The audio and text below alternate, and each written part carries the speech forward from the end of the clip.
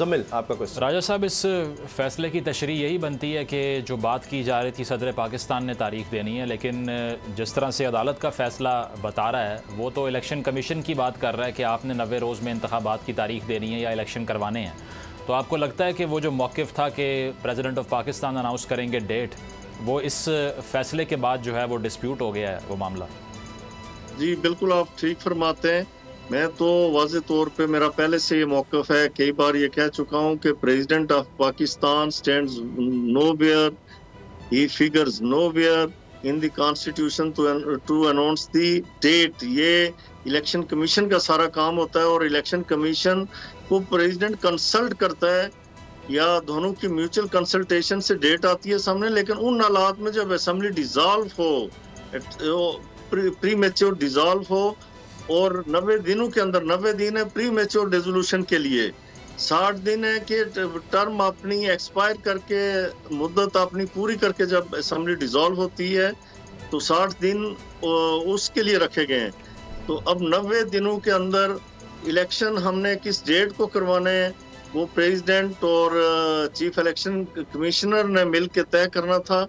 लेकिन जब नया सेंसिस आ जाए उसमें बिल्कुल शेल का वर्ड इस्तेमाल हुआ है। Section 17(2) of the election act 2017 shall के मानी बड़े क्लियर हैं, होते हैं कि मैंडेटरी है। जहाँ पे हम कानूनदान जो लोग हैं वो यही कहते हैं और समझा यही जाता है कि शेल जहाँ पे आएगा वहाँ पे वो मैंडेटरी क्लॉज होती है, फिर उस पर अमल दरामद करवाना लाजम होता है, वो आपकी एक ऑब्लिगेशन बन जाती है।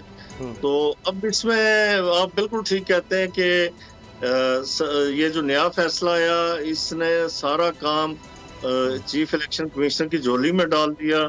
प्रीरोगेटिव इलेक्शन कमिश्नर कहा जाता है। राजा साहब, लेकिन एक और चीज़ इस फैसले से जो वाज़े हुई है वो ये है कि एक इजाफी जो विंडो छोड़ी गई है वो ये है कि अगर आपको 90 रोज़ से तजावुज़ चाहिए तो वो अदालत से ही मिलेगा आपको। तो अल्टीमेट अथॉरिटी तो फिर कोर्ट के पास होगी अगर 90 रोज़ से तजावुज़ भी करना है। इसका मतलब है कि एक रास्ता अब भी बाकी है इलेक्शन कमीशन के लिए या दीगर स्टेक होल्डर्स के लिए मज़ीद इल्तवा करने के लिए इलेक्शन में। दरअसल मसला यह है कि मैं माज़रत के साथ कहूँगा कि अदालतों का काम आपने भी सुना, हमने भी पढ़ा कि कानून की तशरीह करनी है, आइन की इंटरप्रिटेशन होती है। ये नहीं होता कि आइन को रीराइट करें और आइन में कोई ऐसी चीज़ अपनी तरफ से डालें जो आइन में प्रोवाइडेड नहीं है। जिस तरह के जो मुझे अफसोस के साथ कहना पड़ रहा है, और वो फैसला लाजमन रिव्यू होगा, वो फैसला सस्टेन नहीं कर सकता। जो नो कॉन्फिडेंस मोशन के वक्त कहा गया कि जो मुनर्रिफ अरकान हैं उनके वोट्स काउंट नहीं हो सकते। अगर उनके वोट्स काउंट नहीं होंगे तो डिसीट कैसे होंगे? एक बात तो ये होगी, अगर वो जो बंदा जिसका वोट ही काउंट नहीं हो सकता वोट डालेगा क्यों, और डाल के तो फिर डिसीट क्यों होगा, यानी ये एक गुनाह बेइज्जत क्यों करेगा। इसलिए उन्होंने अमली तौर पे जो नो कॉन्फिडेंस मोशन वाले आर्टिकल्स थे उन्हें रिडंडेंट बना दिया। इस हद तक कि कॉन्स्टिट्यूशन को उन्होंने आज ये बात भी हुई है समात में जिसमें ये फैसला आया कि जो रिव्यू पिटिशन है वो खारिज की गई कि 90 दिन से ऊपर अगर जाते हैं तो क्या 5 साल भी जा सकता है इलेक्शन कमीशन। अब इलेक्शन कमीशन की अगर मर्जी है, उसने ही डेट अनाउंस करनी है और उसने फैसला करना है कब फ्री एंड फेयर होंगे, तो इसमें तो कोई कतगन अब नहीं है। अगर वो फरवरी में भी इलेक्शन नहीं करवाता, उसके 6 महीने बाद या 6 साल बाद भी नहीं करवाता इलेक्शन कमीशन, तो कोई उससे सवाल तो फिर नहीं कर सकता। अगर उसमें सुप्रीम कोर्ट भी इंटरवीन नहीं कर सकती तो फिर क्या कोई ज़बरदस्ती कर सकता है इलेक्शन कमीशन के साथ? वो जितना चाहे आगे ले जाए, वो कहे कि जी अभी भी फ्री एंड फेयर इलेक्शन करवाने के हम यानी इस वक्त हालात नहीं हैं, हम नहीं समझते, तो आईजी भी लिख कर दे दे, दीगर इदारे भी लिख कर दे दे हाँ जी माहौल ठीक नहीं है, तो फिर तो पाकिस्तान में शायद 10-20 साल इलेक्शन ना हो। देखें ना, ये बाज़ीचे अतफाल नहीं है कॉन्स्टिट्यूशन के। इलेक्शन कमीशन इस हद तक चला जाए कि 90 दिन क्या जी 5 सालों के अंदर हमने इलेक्शंस नहीं करवाने और हम ये तैयारी कर रहे हैं वो तैयारी कर रहे हैं, ये नहीं हो सकता। ये मजाक नहीं है।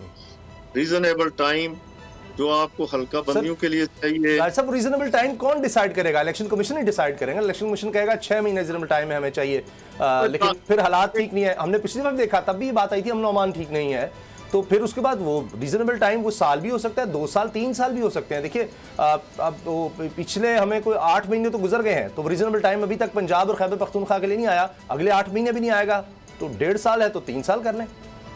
देखिए रीजनेबल टाइम को फिर कोर्ट ने डिसाइड करना है, ठीक है। एक उसामा साहब मैं आपको एक छोटी सी मिसाल दे दूं। जी जी।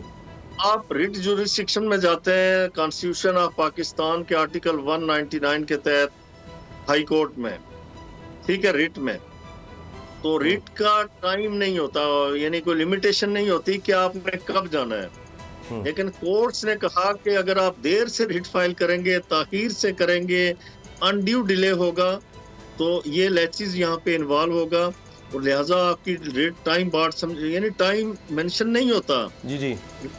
के within a reasonable time you have to file a writ petition.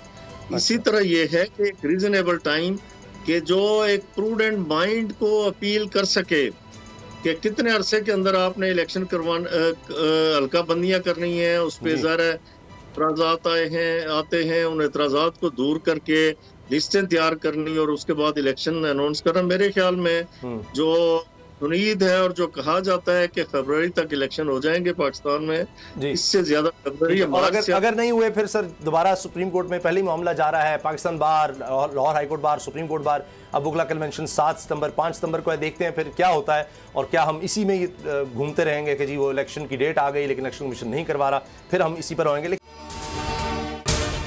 अगर आपको ये वीडियो पसंद आई तो सब्सक्राइब करें और बेल पर क्लिक करें। सब्सक्राइब करें और बेल दबाएं ताकि कोई खबर रह न जाए।